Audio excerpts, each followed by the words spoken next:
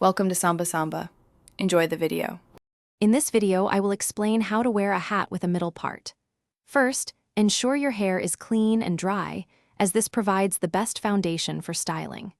Next, use a fine-tooth comb to create a sharp, defined middle part, extending it from your forehead to the crown of your head. Think about your hair's natural texture and volume. This will influence how the hat sits and the overall look. Choosing the right hat is crucial for a successful look.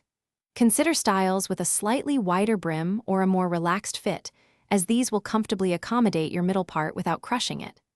Beanies, classic fedoras, and elegant wide-brimmed hats are excellent choices.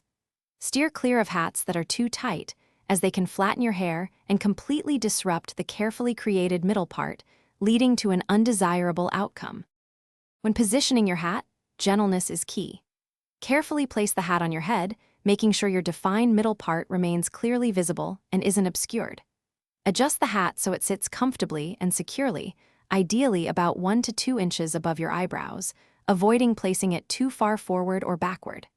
Allow a few strands of hair to naturally frame your face on both sides of the part, softening the look and adding a touch of effortless style.